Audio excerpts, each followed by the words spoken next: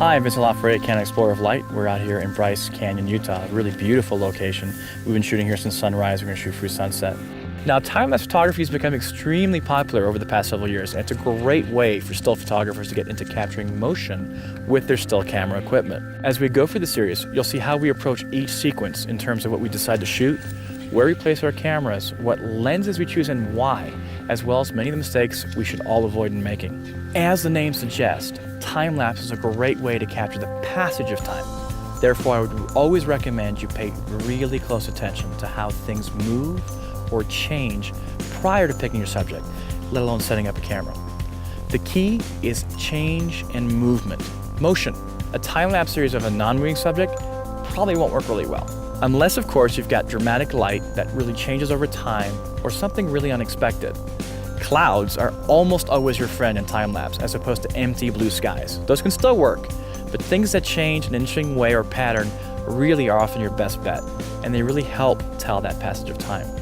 So one of the first questions you're going to have in time-lapse photography is how long do you want your final time-lapse video to last? And that's going to determine how many frames you need to shoot, especially given how long the actual event or change is happening. Sometimes might happen over a 15-minute period, sometimes over an entire day.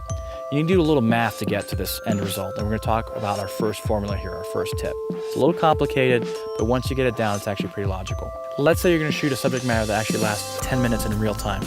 You need to make sure you capture enough frames for it to look smooth in a time lapse. In this case, we need to make sure we capture a minimum of 24 frames per second, which is the standard frame rate for video. So if you decide that your end video is going to last 10 seconds on screen, you're going to need a minimum of 24 frames per second to get a good smooth result. What you're going to do is you're going to multiply 24 times 10 seconds, and that's going to give you the minimum needed number of frames, in this case 240 frames. Okay, so we've decided that we're going to shoot a time lapse that over a 10-minute period. The first thing you need to do is to turn the minutes into seconds. So 10 times 60 equals 600 seconds. Then divide 600 by the total number of frames we just calculated, which is 240, and that's going to give us a still every 2.5 seconds. And that's how often you need to shoot a still to get that beautiful end result. Keep in mind that that's your minimum amount of frames that you're going to shoot. Sometimes you're going to want to shoot a lot more. Why? Things happen. Things that are unexpected, and often those lead to the best moments in a time lapse, and you want to make sure you have a little bit of a buffer in there. You can never really shoot too much in time lapse. The only negative about it is you're going to run out of disk space and hard drive space. Shoot as much as you can given your CF card or SD card, and obviously given the amount of time you want to spend in post. So now let me walk you through an actual example, an actual shoot that we did in Bryce Canyon, where we put a lot of these ideas into action. So in this case, we got 3 cameras going. They're actually all 5D Mark IIIs, 2 of the same lens. We've got one, the 16-35-2.8 over here, the same camera and lens over there. Obviously one's on a tripod, it's not moving, call that locked off, and the other's on a motorized slider, and we'll get to that in a second. We also have this third camera over here. This is a 5D Mark III with a 24-70-2.8. We've got these intervalometers on each of these cameras. I try to keep them as close as I can to the body so I can see what's running. We're going to go over this intervalometer at one point and show you exactly how it works. If it's very windy, I would actually tape it to the tripod so it doesn't bang against the tripod continually. So now we're going to move in on the final piece of our puzzle. This is a slider unit. This allows us to move the camera in a very steady motion over time. In this case, we've got a Kessler Cine slider.